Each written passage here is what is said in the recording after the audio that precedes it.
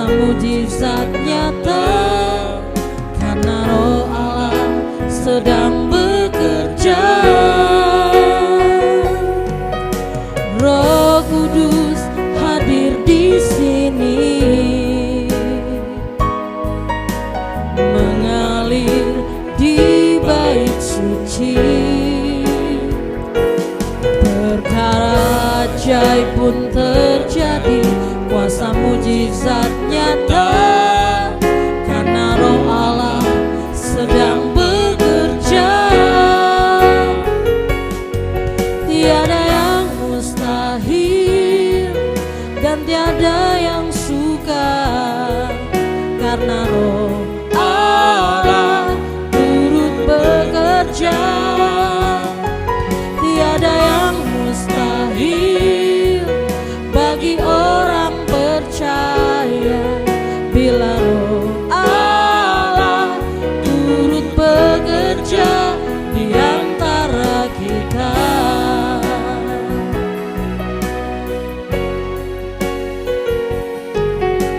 Roh Kudus hadir di sini, mengalir di bait suci. Perkara ajaib pun terjadi, kuasa mujizat nyata, karena Roh Allah sedang bekerja.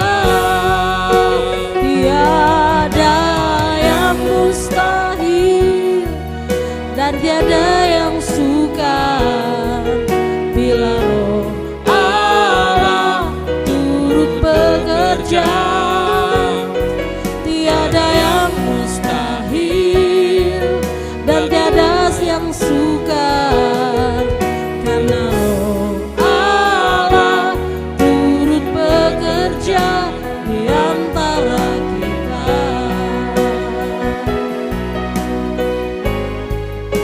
Tiada yang mustahil dan tiada yang sukar, bila Roh Allah turut bekerja.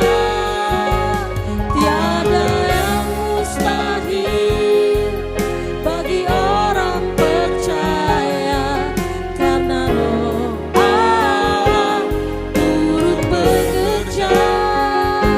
Karena Roh Allah turut bekerja. Karena Roh Allah turut bekerja di antara kita.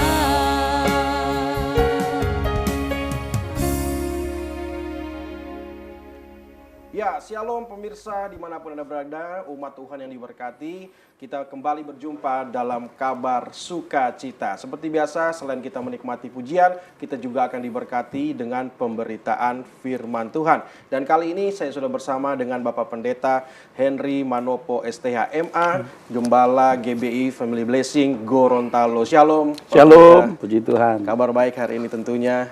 Pasti, luar biasa. Amin. Dan kita akan diberkati dengan firman Tuhan dengan tema Roh Kudus dan peranannya dalam kehidupan orang percaya. Seperti apa lebih jauh kita akan bicara soal firman Tuhan ini, tapi sebelumnya saya persilakan kepada Bapak Pendeta Henry untuk berdoa membuka perjumpaan kita kali ini. Silakan. Baik, puji Tuhan, mari kita satu dalam doa. Bapa di surga, Bapa dalam nama Tuhan Yesus, kami mengucap syukur kami ada di tempat ini. Terima kasih buat pemeliharaan Tuhan, penyertaan Tuhan yang luar biasa, karena kami mengakui kami ada ini semua bukan karena kuat dan gagah kami, tapi semata-mata karena kasih anugerah kemurahan Tuhan. Kami bawa dan serahkan untuk acara kami, Mimbar Kristen di program Sukacita, biar kiranya Tuhan menolong, mengurapi kami semua, baik kami sebagai pembicara dan juga bagi para pemuji dan seluruh kru TVRI yang ada dalam program ini. Urapan Tuhan turun atas kami, dan biar kiranya lewat pemahaman kami pada pembahasan Roh Kudus dan peranannya, benar-benar kami boleh nikmati dengan sukacita yang dari Tuhan. Kami bersyukur, kami buka dan mulaikan acara ini dalam nama Tuhan Yesus Kristus. Haleluya, haleluya. Amin. Amin. Baik Pak Pendeta Henry. Jadi kalau kita bicara soal Roh Kudus dan peranannya dalam kehidupan orang percaya, mungkin di awal ini apa yang harus kita pahami sesuai dengan firman Tuhan pada kesempatan ini. Silakan. Baik, puji Tuhan. Sebelum kita masuk pada pembahasan selanjutnya dan menjawab apa yang ditanyakan, saya ingin membacakan dulu beberapa ayat firman Tuhan yang berkaitan dengan tema kita pada pagi hari ini. Saya ambil di dalam Injil Yohanes pasal yang ke-14, di ayatnya yang ke-16 dan 18 firman Tuhan berkata demikian. Aku akan minta kepada Bapa dan Ia akan memberikan kepadamu seorang penolong yang lain, supaya Ia menyertai kamu selama-lamanya, yaitu Roh kebenaran. Dunia tidak dapat menerima Dia, sebab dunia tidak melihat Dia dan tidak mengenal Dia. Tetapi kamu mengenal Dia, sebab Ia menyertai kamu dan akan diam di dalam kamu. Aku tidak akan meninggalkan kamu sebagai yatim piatu, aku akan datang kembali kepadamu. Puji Tuhan. Nah, Bapak Ibu yang dikasih Tuhan, kalau kita bicara tentang Roh Kudus dan peranannya dalam konteks kehidupan orang percaya, tentu kita harus menyadari bahwa setiap kita anak Tuhan, atau setiap kita orang percaya, kita menyadari bahwa dengan kekuatan kita sendiri, kita tidak mampu untuk bisa hidup berkenan kepada Tuhan. Dan ternyata hal ini juga sangat-sangat dipahami dan dimengerti oleh Tuhan sendiri.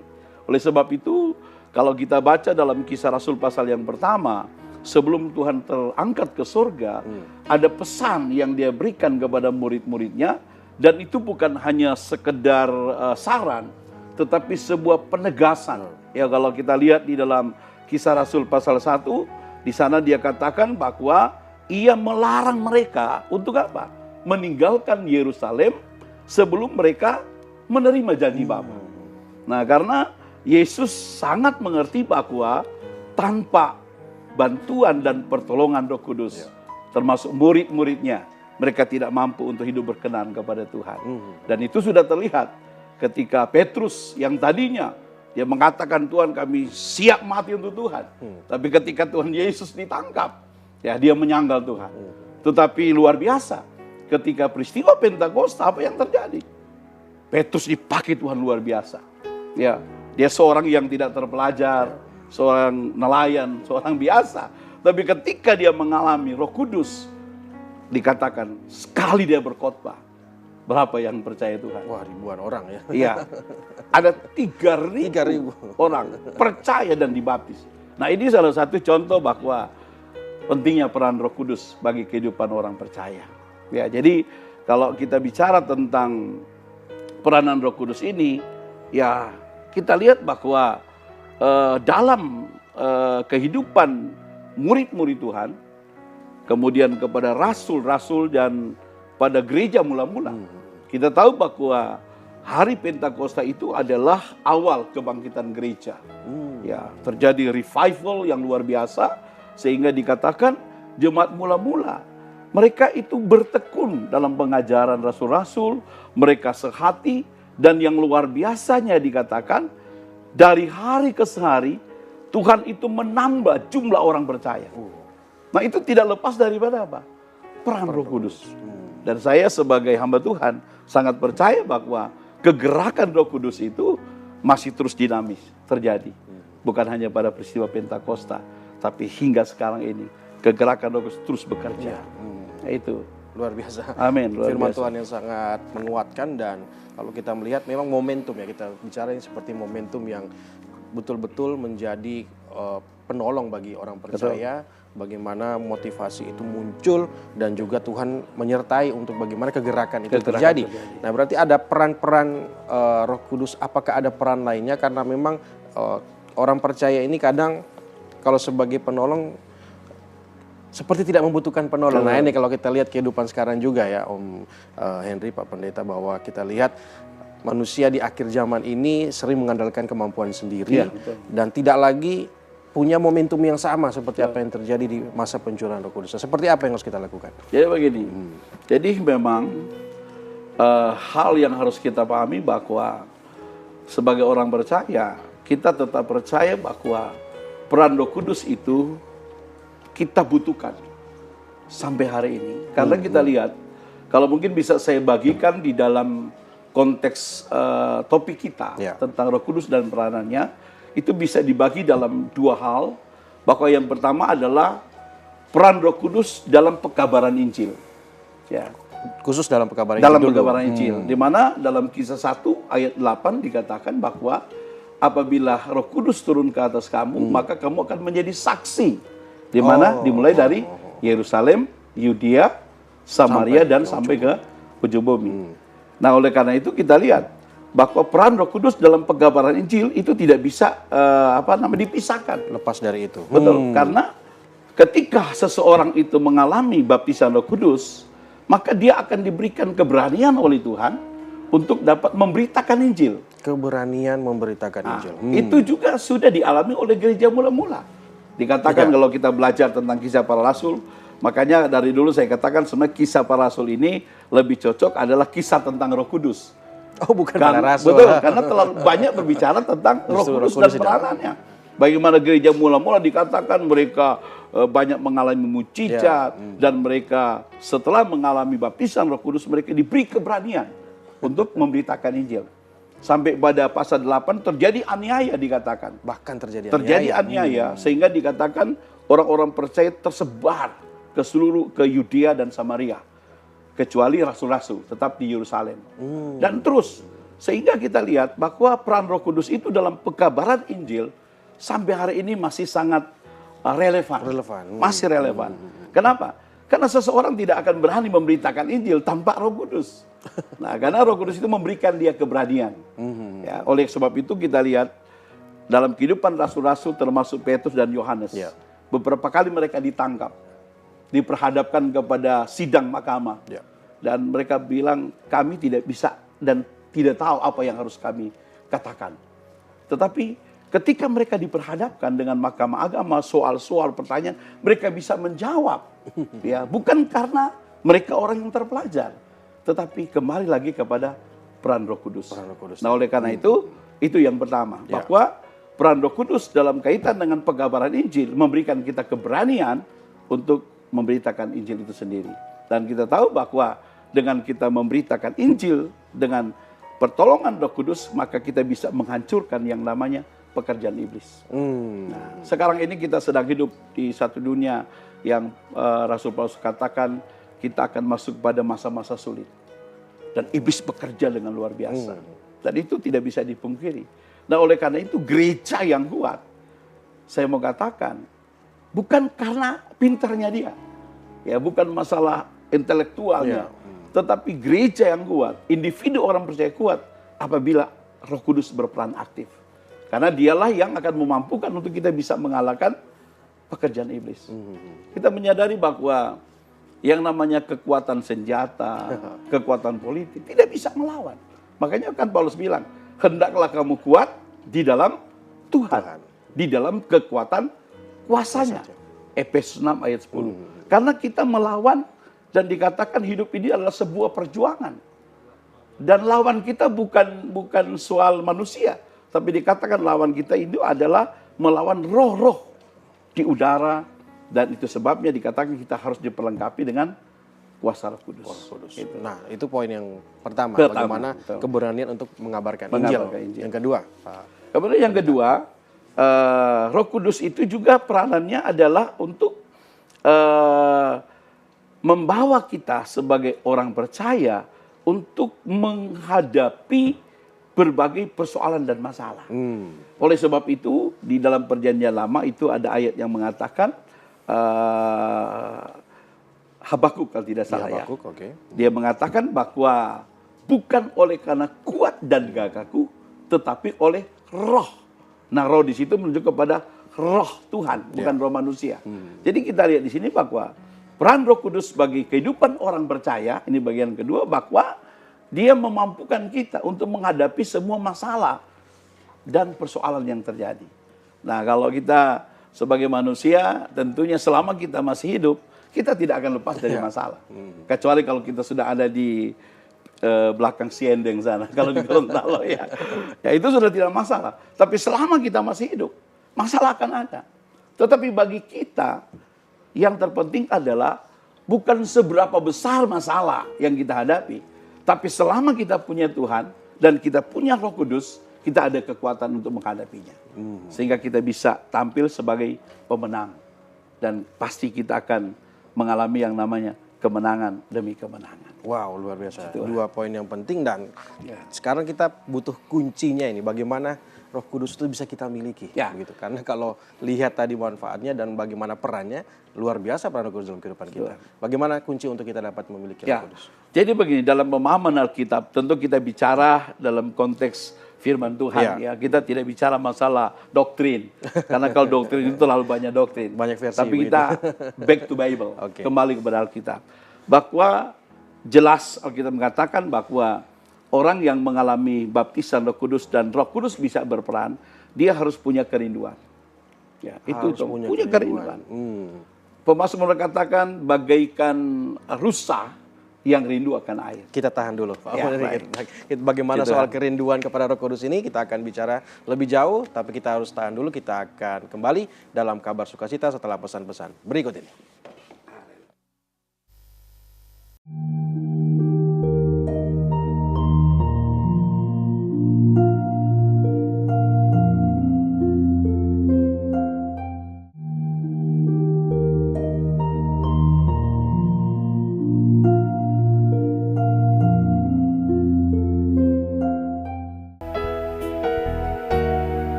Roh-Mu yang hidup penuhiku, mengalir dalamku.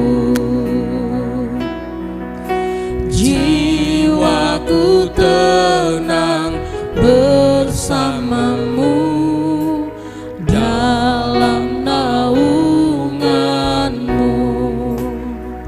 Ku buka hati untuk jamahanmu, berserah penuh di hadiratmu. Kau ambil alih seluruh hidupku, di altarmu menyembahmu.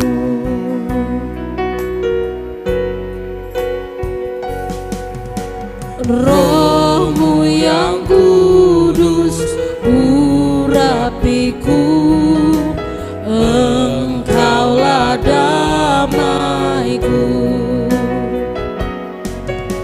Ku hidup oleh anugerah-Mu yang menyertaiku, yang menyertaiku. Ku buka hati untuk jamahanmu, berserah penuh di hadiratmu.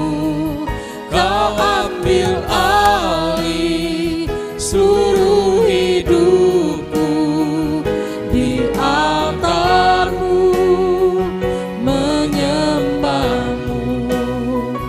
Ku buka hati untuk jamahanmu, berserah penuh di hadiratmu. Kau ambil alih seluruh hidupku, di altarmu menyembahmu, di altarmu menyembahmu, di altarmu menyembahmu. Kita ada masih dengan pembahasan pembahasan firman Tuhan tentang Roh Kudus dan peranannya dalam kehidupan orang percaya. Masih bersama dengan Bapak Pendeta Henry Manopo, Gembala GBI Family Blessing Gorontalo. Ya. Kita lanjut lagi. Tadi sebelum jeda Om Henry sudah mengatakan bahwa memang harus punya kerinduan begitu ya untuk bagaimana kita memiliki, jangankan dulu perannya, kehadiran Roh Kudus dulu itu harus dirindukan. Nah, kita bisa lanjut lagi soal hal itu. Ya, jadi kalau kita lihat dalam peristiwa Pentakosta, ketika Tuhan mengatakan kepada mereka untuk mereka tidak meninggalkan Yerusalem, mereka harus menerima janji Bapa, menunggu janji Bapa. Dan kita lihat respon apa dari mereka. Dikatakan dalam Lukas 24 ayat 52, pulanglah mereka ke Yerusalem dengan sukacita. Nah, ke Yerusalem dalam konteks apa? Dikatakan mereka itu bersehati, berkumpul, berdoa, sampai pada peristiwa Pentakosta di hari yang ke-50, atau hari ke-10 setelah Tuhan bangkit. Mereka mentaati apa yang dikatakan Tuhan. 10 hari itu bukan waktu yang pendek. Dikatakan mereka bersehati. Dan loteng Yerusalem itu oleh anugerah Tuhan, sudah 2 kali saya ada di sana. Langsung itu ya, ruangannya, tempatnya mungkin ya hampir sebesar ini, Pak. Loteng Yerusalem. Loteng Yerusalem. Bisa bayangkan, dikatakan jumlah yang berkumpul waktu itu, murid Tuhan itu 11 tentunya. Ya. Berarti si Yudas sudah tidak ada waktu itu. Maria, ibu Yesus, dan beberapa perempuan, jumlah mereka dikatakan 120 orang. 120 orang dalam ruangan seperti dalam ruangan ini. Kira-kira seperti ini. Mereka berkumpul sampai peristiwa Pentakosta yang terjadi. Nah, itu kan menunjukkan apa? Kerinduan mereka. Dan kerinduan mereka Tuhan lihat, dan betul-betul peristiwa Pentakosta itu terjadi dalam Kisah Rasul pasal 2. Nah, oleh karena itu dalam konteks kita orang percaya, maka untuk kita mengalami yang namanya dalam istilah kita baptisan Roh Kudus, itu harus ada dulu kerinduan. Ya. Makanya dikatakan kita harus punya kerinduan seperti rusa yang rindu akan air. Karena Alkitab berkata hanya mereka yang dahaga yang akan dipuaskan.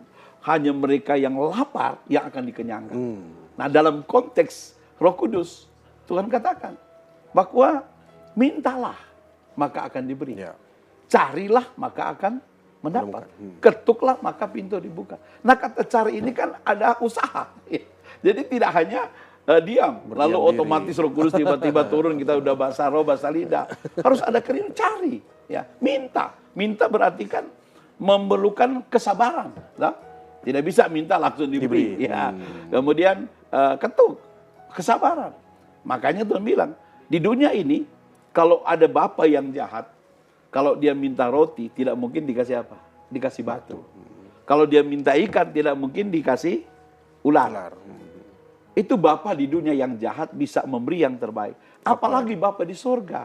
Dikatakan jika kamu minta Roh Kudus, maka dia akan memberi. Nah, kenapa Tuhan yang memberi Roh Kudus? Karena pemilik Roh Kudus itu Tuhan. Dan Roh Kudus itu adalah pribadi Allah itu sendiri. Roh Kudus adalah pribadi Allah sendiri. Nah, itulah makanya sebelum kita masuk kepada apa peran Roh Kudus, kita harus mengerti dulu. Roh Kudus itu apa? Siapakah Roh Kudus? Ya, sebab dengan kita mengetahui siapakah Roh Kudus, maka kita akan lebih menghargai, mengasihi, dan akan hidup berserah kepada Roh Kudus. Nah, sebab banyak orang Kristen memahami bahwa Roh Kudus itu hanya sekedar pengaruh, ya, sebuah kuasa. Hanya sebuah kuasa. Nah, sehingga mereka bilang kalau begitu sudah pendeta saja yang benar Roh Kudus. Karena kan pendeta yang usir-usir setan katanya. Padahal mereka tidak sadari bahwa Roh Kudus itu adalah pribadi Allah itu sendiri. Wow. Ya. Dalam Kristen mengenal istilah Tritunggal, ya kan? Allah Bapa, Anak, dan Roh Kudus. Ya. Nah, jadi Roh Kudus ini bukan hanya sekedar kuasa, tapi dia adalah pribadi Allah itu sendiri. Dan banyak sekali ayat-ayat yang menunjang hal itu. Dikatakan siapakah yang bisa mengetahui apa yang ada dalam diri Allah selain Roh Allah itu sendiri? Ya. Sama dengan kita manusia. Yang bisa mengetahui diri kita ya roh kita. Nah, itu sebabnya dikatakan bahwa Roh Allah bisa mengetahui hal-hal yang tersembunyi dalam diri Allah. Kenapa? Karena dia itu adalah Allah sendiri. Nah, makanya saya membaca ya, saya ada catat Ya. Ada pernyataan dari seorang Dr. Tony Evans. Dia bilang begini, salah satu kesalahan besar kita hari-hari ini dalam memahami Roh Kudus adalah melewatkan bahwa dia adalah pribadi yang nyata. Ya.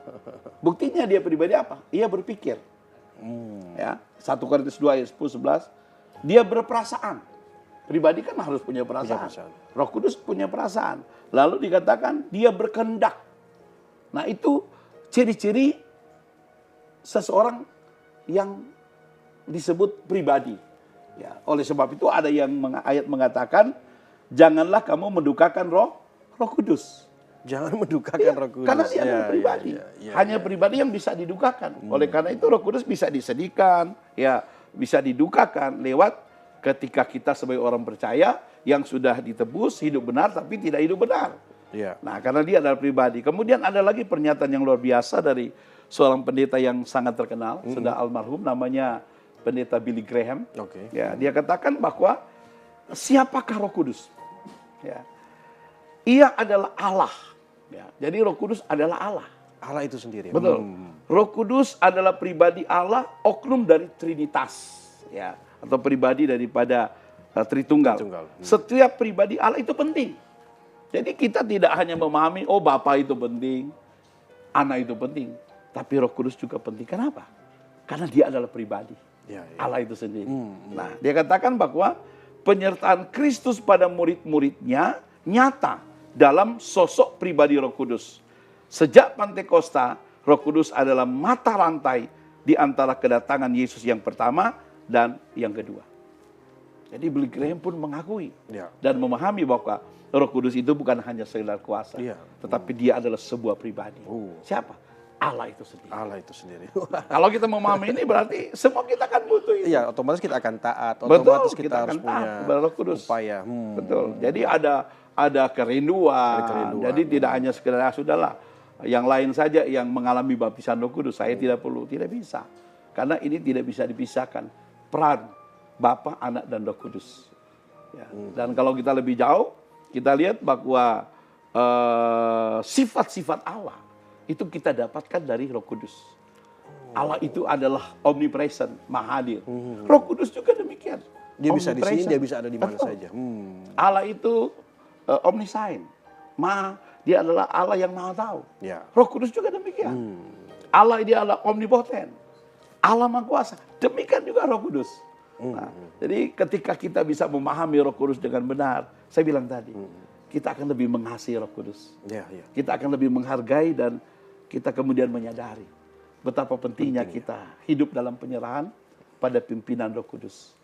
Makanya saya selalu bilang kepada jemaat, jangan hanya cari kita dipenuhi Roh Kudus, tetapi yang paling penting adalah hidup dipimpin oleh Roh Kudus. Itu, ya. Nah, ini ada kaitannya juga dengan mungkin bagaimana pribadi kita ini sebagai tempat kediaman Roh Kudus. Berarti tidak boleh sembarangan juga bagaimana kita memperlakukan ataupun juga bertindak sebagai pribadi yang ditentukan sebagai bait Allah atau bait kudus. Ini seperti apa yang harus kita Jadi begini Pak, kan namanya Roh Kudus, Roh Suci. Roh Kudus adalah suci. Suci. Nah oleh karena itu dikatakan bahwa tubuh kita adalah bait Roh Kudus. Nah berarti kalau Roh Kudus itu mau tinggal, ya hidup kita ini harus kudus. Dan kekudusan itu kita tidak dapatkan dengan kekuatan kita. Tapi kita percaya bahwa kita dikuduskan, kita dibenarkan lewat apa? Lewat kematian Yesus di atas kayu salib. Tetapi kita pun bertanggung jawab untuk menjaga hidup kita tetap kudus. Karena ketika kita tidak menjaga tubuh kita, hidup kita kudus, Roh Kudus itu bisa meninggalkan kita. Dia akan pergi ya.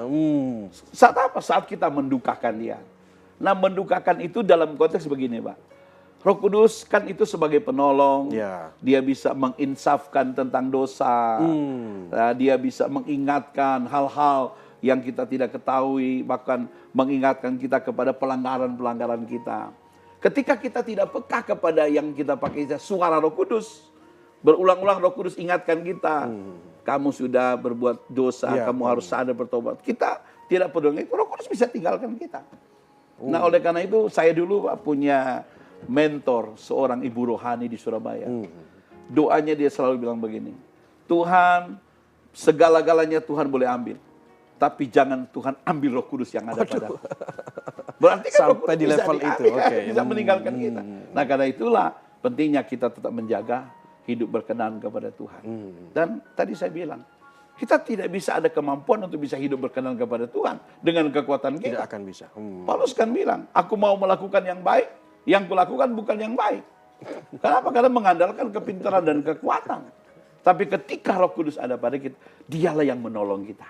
Ya, ya. Menolong, membantu kita untuk bisa hidup berkenan dan melakukan apa yang Tuhan mau. Betul sekali. Jadi Luar peran Roh biasa. Kudus itu luar biasa. Luar biasa. Nah, Luar biasa. itu juga terkait juga bagaimana tadi disampaikan Bapak Pendeta Henry soal kita tidak bisa mengandalkan ataupun berupaya dengan pemahaman sendiri untuk bagaimana bertindak sesuai dengan firman Tuhan atau kehendak Allah. Karena kita perlu Roh Kudus. Nah, artinya memang kita perlu terus dipimpin begitu ya. Bagaimana kita harus mengerti kebenaran itu sendiri. Karena kadang kita anggap benar ternyata tidak sesuai dengan firman Tuhan. Seperti apa? Kebenaran kita memahami ini, peran Roh Kudus apakah ada di dalamnya juga untuk bagaimana kita memilah. Ini loh yang benar sesuai firman Tuhan. Ya. Jadi kembali lagi kepada peran Roh Kudus bagi orang percaya. Dikatakan bahwa Roh Kudus itu bisa menyingkapkan sesuatu yang kita tidak ketahui, ya. Melalui Roh Kudus itu bisa menyingkapkan kepada kita. Kita sebagai orang percaya, sebagai ya manusia pada umumnya lah, terkadang kan kita merasa bahwa apa yang kita lakukan itu sudah baik, sudah benar. Ya. Tetapi apa yang baik menurut kita belum tentu baik di hadapan Tuhan. Ya. Makanya disinilah pentingnya kita selalu melibatkan peran Roh Kudus dalam hidup kita. Sebab dengan peran Roh Kudus dalam hidup kita, maka kita bisa membedakan dalam istilah Alkitab, mana tangan kanan, mana tangan kiri. Mana yang baik, mana yang jahat. Iya. Nah, kalau dalam perspektif manusia, kadang kan bisa salah. Ya. Dia anggap apa yang dia lakukan benar. Tetapi Tuhan bilang, apa yang menjadi kehendakmu, bukan berarti itu kehendak Tuhan. Itu sebabnya kan dalam doa Tuhan Yesus Tuhan bilang, ya, Tuhan jika boleh ambil cawan ini daripadaku. Tapi bukan kehendakku yang jadi, tapi kehendak Tuhan yang jadi. Nah, jadi Tuhan secara sebagai manusia 100% pun dia menyadari bahwa kehendaknya dia belum tentu itu kehendak Allah. Makanya disinilah peran Roh Kudus. Kita bisa memahami dan mengetahui, oh ini kehendak Allah, oh ini hal yang baik, ini yang berkenan. Ya, dan yang lain tidak berkenan melalui peran Roh Kudus. Nah, dengan itulah kemudian kita bisa melakukan apa yang menjadi kehendak Tuhan. Kembali lagi kepada peran Roh Kudus itu sendiri. Peran Roh Kudus itu sendiri. Karena manusia ini kan diberi kehendak bebas sebenarnya, hidup dalam dunia. Tapi memang perlu ada satu pribadi yang menyadarkan terus tadi. Kita kan condongkan melakukan yang tidak benar, dosa, pelanggaran. Nah, apakah bagaimana kita bisa disadarkan akan dosa yang kita lakukan?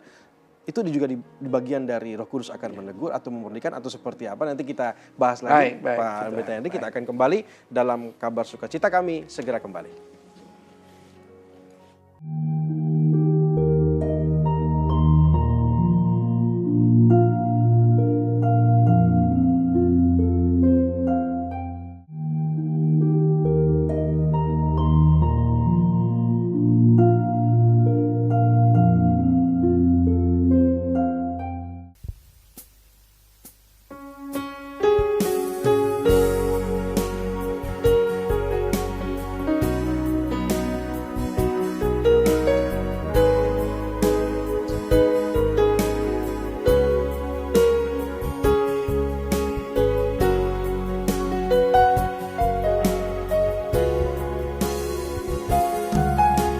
Kuasamu nyata di dalam kelemahanku, kekuatanmu menopang seluruh hidupku.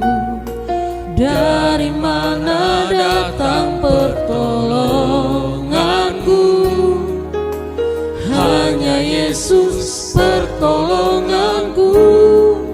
Engkaulah sumber kekuatan hatiku.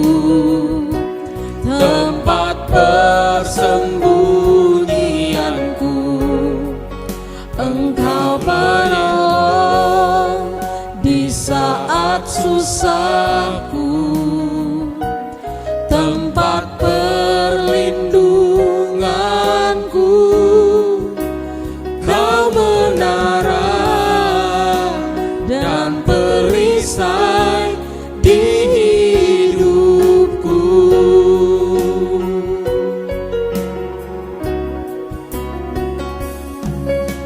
Kuasa-Mu nyata di dalam kelemahanku, kekuatan-Mu menopang seluruh hidupku. Dari mana datang pertolonganku? Hanya Yesus pertolonganku. Engkaulah sumber kekuatan hatiku, tempat persembunyianku. Engkau penolong di saat susahku, tempat perlindunganku. Kau menara dan perisai di hidupku. Engkaulah sumber kekuatan hatiku, tempat persembunyianku. Engkau penolong di saat susahku, tempat perlindunganku. Kau menara dan perisai di hidupku.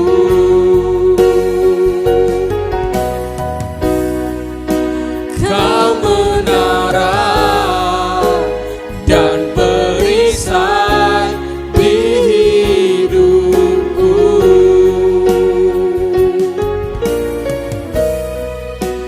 Kau menara dan perisai di hidupku.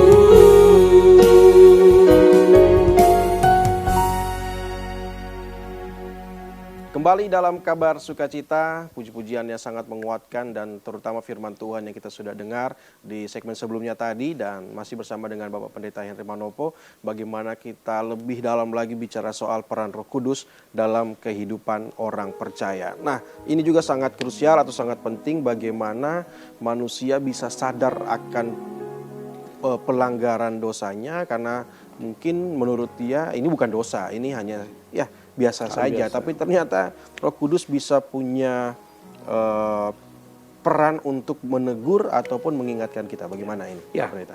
betul. Jadi kalau kita lihat dalam peran Roh Kudus lainnya adalah Roh Kudus itu menginsafkan manusia tentang dosa, kebenaran, dan penghakiman. Dan itu tercatat kalau bisa saya bacakan di dalam Yohanes pasal yang ke-16, dikatakan ayat 8-11 bilang begini. Dan kalau ia datang, ia akan menginsafkan dunia akan dosa, kebenaran, dan penghakiman. Ya. Jadi kita lihat bahwa peran Roh Kudus atau karya kudus ini dalam bentuk evangelistis, ya istilahnya. Untuk apa? Menginsafkan, ya, mempertobatkan dan melahirkan kembali. Karena seperti dalam perbincangan kita tadi bahwa terkadang kita sebagai manusia, kadang ketika melakukan sesuatu kita anggap itu sesuatu yang baik, tidak ada problem, tidak ada masalah. Padahal itu sesuatu yang tidak berkenan kepada Tuhan. Nah, hanya Roh Kudus inilah yang kemudian bisa menginsafkan kita, menyadarkan kita bahwa itu dosa. Ya. Dan itu sudah terjadi. Kalau kita belajar dalam kehidupan rasul-rasul, salah satunya kehidupan daripada Rasul Paulus sebelum pertobatannya. Kita akan tahu, ya, dikatakan Paulus sebelumnya dia seorang penganiaya jemaat, ya, dan dia bangga dengan apa yang dia lakukan. Dan menurut dia itu sesuatu yang benar. dibenarkan oleh apa yang dia percayai. Iya. Ya. Bahkan dia diberi tugas khusus. Ya. Tetapi ketika dia mengalami perjumpaan dengan Tuhan dalam perjalanannya ke Damsyik, 360 derajat. betul, dia diubahkan oleh Berbalik. Tuhan luar biasa. Sehingga dia tadi katakan kan, bahwa apa yang tadinya menurut dia baik, tapi yang dia lakukan bukan yang baik. Tapi ketika dia mengalami baptisan Roh Kudus, perjumpaan dengan Tuhan, mengubah hidupnya luar biasa. Dan dia salah satu rasul yang dipakai Tuhan luar biasa. Keberanian itu Dan dimiliki. peran Roh Kudus dalam hidupnya luar biasa, luar biasa. Ya, bisa mempertobatkan orang, membuka pelayan di mana-mana. Semua itu sekali lagi bukan karena dia hebat, tapi karena Roh Kudus dalam hidupnya. Jadi betul bahwa salah satu peran Roh Kudus adalah mengisafkan kita. Iya, iya. Sehingga dengan demikian maka kita dari hari ke hari bisa selalu koreksi. Betul. Ya, makanya kan Tuhan bilang bahwa barang siapa mengaku dosanya, maka dia setia dan adil akan mengampuni. Jadi memang secara universal ya kita ini betul sudah diampuni dosa kita. Tapi kan dalam perjalanan kehidupan kita, realitanya kadang sadar tidak sadar kita buat dosa. Ya. Sampai dulu ada istilah mungkin kalau mau dihitung, oke lah, satu hari 3 kali kita buat dosa, kalau 1 bulan sudah berapa? Ya. Kalau 1 tahun sudah berapa? Kalau kita hidup 70 tahun berapa? Itu dihitung 3 kali saja, seperti kita minum obat. Ya kan? Mungkin pagi-pagi kita ya bangun, udah marah-marah. Karena mungkin ya pasangan kita belum bangun misalnya, udah kan ini kan, itu sudah manggel, dosa, itu udah dosa. Perjalanan kita karena macet, mungkin kesenggol, marah lagi, di kantor lagi pulang, sudah berapa dosa kita? Nah, itu semua hanya bisa kita sadari melalui apa? Roh Kudus yang mengingatkan kita. Nah, oleh karena itu kita bersyukur bahwa Tuhan memberikan kita Roh Kudus-Nya. Kalau kita tidak diberikan Roh Kudus, ya mungkin saya pribadi katakan, nah mungkin kita bisa hidup berkenan kepada Tuhan. Ini yang penting, tidak kalah penting. Bagaimana apa dampak orang percaya? Ya, kita kan bicara orang percaya, tapi tidak lagi punya peran Roh Kudus di dalamnya, atau Roh Kudus sudah tidak lagi diam dalam dirinya. Apa yang akan terjadi? Ya, nah oleh karena itu ketika kemudian Roh Kudus sudah tidak dianggap tidak penting lagi. Ya, makanya saya katakan tadi bahwa terkadang ya tidak semua ya, ada sebagian orang menganggap Roh Kudus itu sudah tidak relevan lagi. Ya, Roh Kudus itu bahkan dulu saya pernah mendengar mengatakan Roh Kudus itu tidak relevan, itu hanya di zaman Yesus. Tapi zaman sekarang ini yang perlu intelektual, kepintaran. Teknologi sudah menguasai dunia. Ya, kita tidak bisa pungkiri itu perlu ya. Kita harus sekolah, harus pintar, tetapi sekali lagi Roh Kudus itu penting. Nah, dan kita lihat pada kenyataannya adalah ketika seorang tidak lagi hidup dalam pimpinan Roh Kudus, maka kehidupannya pasti tidak akan jadi berkat. Dengan kata lain mau dikatakan buah-buah roh itu tidak ada. Ya, dalam Galatia kan dikatakan buah roh itu ada sukacita. Jadi kehidupannya mut-mutan begitu ya. Padahal kalau kita sudah penuh Roh Kudus, akan selalu ada sukacita. Ya puji Tuhan, tidak kebetulan program Kabar yang sukacita. ada di TVRI Kabar Sukacita Selalu membawa kabar itu sukacita. adalah salah satu peran Roh Kudus. Nah, sukacita ini kan bisa menjadi kekuatan kita dan juga orang-orang di sekitar kita, sehingga kita berdampak. Jadi ketika lihat Pak Budi Muda senyum, itu sudah jadi berkat bagi orang lain. Belum lagi aplikasi yang lainnya kan. Kecil tapi bisa berdampak. Ada penguasaan diri. Jadi diri. ke dalam kehidupan sekarang ini kan banyak hal yang bisa membuat kita marah ya dengan situasi yang ada. Tapi kalau kita ada Roh Kudus, ada penguasaan diri. Sehingga kita tidak melakukan hal-hal yang tidak berkenan, yang memalukan kita, memalukan gereja, memalukan umat Tuhan. Ya kan, kadang-kadang kan masih terjadi hal itu. Ya, bahwa perilakunya tidak sesuai dengan kehidupan yang ada, sehingga nama Tuhan ya tidak dipermuliakan. Jadi ketika seseorang tidak lagi mengandalkan Roh Kudus dan tidak menganggap Roh Kudus itu penting, ya kehidupannya pasti tidak akan jadi berkat. Ya hidupnya pasti yang ada bersungut terus, menyalahkan Tuhan. Ya, tidak ada damai sejahtera, tidak ada penguasaan diri, tidak ada kesabaran. Itu kan buah-buah roh. Jadi luar biasanya 9 buah roh itu akan ada. Apabila Roh Kudus diam dalam kita. Ya, dan itulah yang membuat kita berdampak bagi masyarakat dan bagi orang-orang di sekitar kita. Nah, luar biasa. Ada satu apa istilahnya ya? satu satu ironi bahwa kadang apakah aktivitas rohani yang sangat tinggi, rajin begitu sudah menjamin orang itu punya Roh Kudus di dalamnya. Karena kalau kita lihat realitanya begitu di keadaan sekarang ini, tidak sedikit orang percaya yang kelihatannya rajin, tapi saat ketemu dengan ujian begitu ataupun Masalah. interaksi dengan orang lain terjadi tidak adanya penguasaan diri. Nah, seperti apa ini sebenarnya apakah aktivitas rohani itu tidak menjamin kita juga betul-betul dipenuhi terus oleh Roh Kudus? Bagaimana? Apa jaminannya? Jadi begini, jadi memang tidak bisa dipungkiri bahwa seseorang yang mengalami baptisan Roh Kudus dan Roh Kudus ada pada orang itu, tentu dia punya semangat yang tinggi untuk melayani Tuhan. Itu ada pasti ya, berdoa, kemudian dalam kegiatan-kegiatan rohani.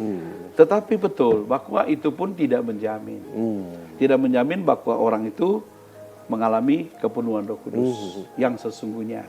Nah, oleh karena itu tadi bahwa sangat penting sekali bahwa kita orang-orang yang sudah mengaku kita sudah mengalami kepenuhan Roh Kudus, baptisan Roh Kudus, itu dalam hal kita berinteraksi dengan orang lain. Paling tidak kehadiran kita ini dikatakan bagaikan garam yang selalu dirindukan, dibutuhkan orang. Nah, kemudian apa? Kita bisa menjadi terang. Itu yang lebih daripada apa? Mohon maaf, bahasa roh tidak cukup. Ya, kita bahasa roh di gereja, manifestasi di gereja. Giat melayani. Tapi Alkitab bilang tidak ada buah-buah. Kan Tuhan bilang hasilkanlah buah-buah pertobatan. Nah, ingat, kita tidak bisa menjadi terang di dalam gereja. Ya. Tapi terang itu akan berfungsi ketika ada di gelap. Di luar. Di luar, ya kan? Okay. Nah, jadi ya ini sebagai koreksi untuk kami juga, para pendeta, para jemaat Tuhan. Jangan Anda jadi saksi di dalam gereja. Ya, sehingga ada istilah dulu, kalau di gereja amin, di luar aman. Dalam gereja soleh, di luar kita tidak tahu. Jadi lebih kepada itu, mari. Kalau kita mengaku kita orang percaya, apalagi yang sudah mengalami kemarin, tunjukkan, ya, buktikan bahwa kita benar-benar anak Tuhan, dan itu Tuhan bilang, kamu adalah terang dunia dan kamu adalah garam. Luar biasa. Dan itu bukan pilihan. Ya, itu suka tidak suka, kita adalah garam, harus terang. Baik. Dan itu bisa terjadi apabila tadi Roh Kudus berperan dalam hidup kita. Luar biasa. Kita sudah ada di akhir perjumpaan kita dalam Kabar Sukacita. Singkat mungkin ada garis besar lagi yang harus dipahami, mengingatkan kita tentang bagaimana peran Roh Kudus dalam kehidupan orang percaya. Silakan. Ya, jadi kalau kita melihat dalam pembahasan kita tadi bahwa sekali lagi kita menyadari bahwa pentingnya Roh Kudus dalam hidup kita, dan bagaimana supaya Roh Kudus itu memenuhi dan berperan, harus ada kerinduan. Ya. Dan satu ayat yang ingin saya bacakan untuk kita di akhir program pagi ini sebagai kesimpulan adalah di dalam Sakaria pasal 4 ayat 6b bilang begini. Bukan dengan keperkasaan dan bukan dengan kekuatan, melainkan dengan Rohku, firman Tuhan semesta alam. Nah, ini adalah pengakuan daripada seorang nabi, Sakaria. Bahwa dalam menjalani kehidupan Kristen tanpa keterlibatan aktif daripada Roh Kudus adalah mustahil. Ya. Jadi keterlibatan Roh Kudus itu harus ada dalam kehidupan kita. Kenapa? Karena tak dipungkiri Bapak Ibu Saudara sekalian, pemirsa maupun saudara yang ada di tempat ini, bahwa goncangan sedang terjadi. Dan goncangan tentu ada di segala bidang, ya, yang sedang melanda kehidupan kita di dunia. Dan hal ini tentu bukan rahasia, menyebabkan ada banyak orang yang putus asa, hidup dalam ketakutan, ya, dan bahkan mungkin mulai kehilangan pengharapan. Nah, sebagai orang percaya, apakah kita menyerah? Tidak boleh. Kita harus tetap kuat, dan kita hanya bisa kuat, mampu menghadapi goncangan apapun, kalau Roh Kudus betul-betul aktif berperan. Jadi bukan cuma aktif, harus aktif berperan dalam 24 jam, ya, bukan hanya di saat hari Minggu, tapi berperan. Itulah yang menjadi kerinduan kita semua. Baik, puji Tuhan. di akhir perjumpaan kita kembali akan tutup dengan doa singkat bagaimana agar firman Tuhan ini benar-benar menjadi rema dalam kehidupan kita dan juga pemirsa yang menyaksikan saya. Silakan Pak Pendeta. Baik, puji Tuhan, kita bersyukur pada pagi hari ini.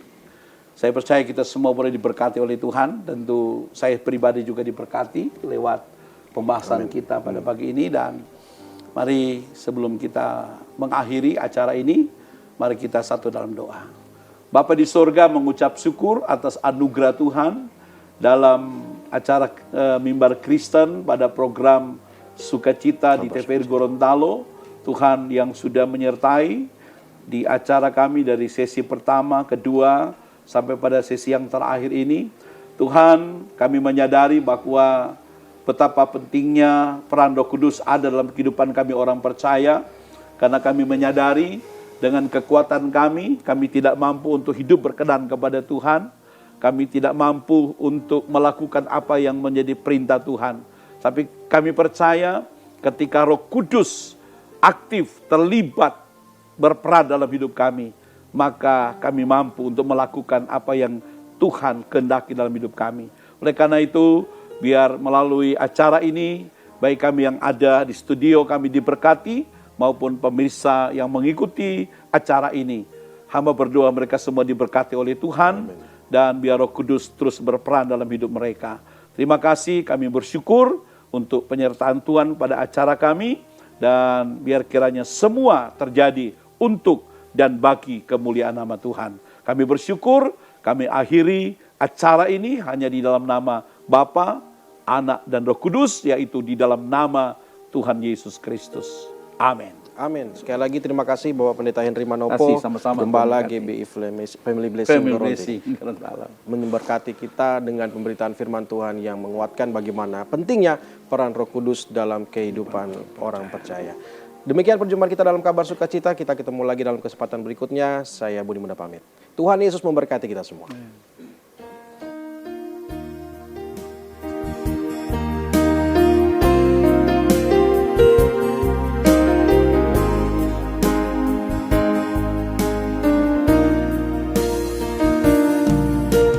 Datang Roh Kudus, kau kurindu,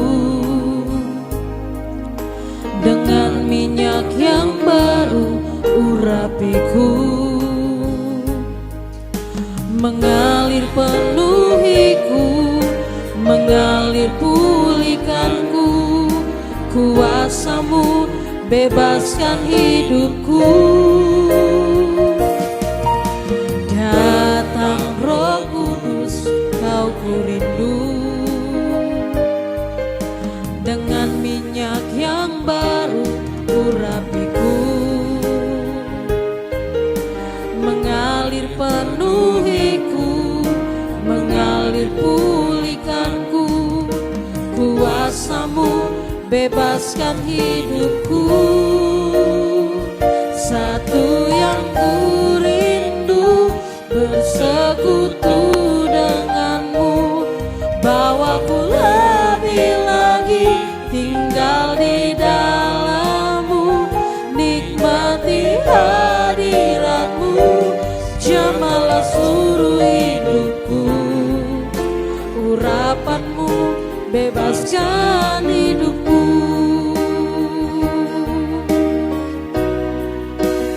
Satu yang kurindu, bersekutu denganmu, bawaku lebih lagi tinggal di dalam-Mu, nikmati hadirat-Mu, jamalah seluruh hidupku. Urapan-Mu mengubah hidupku, urapan-Mu mengubah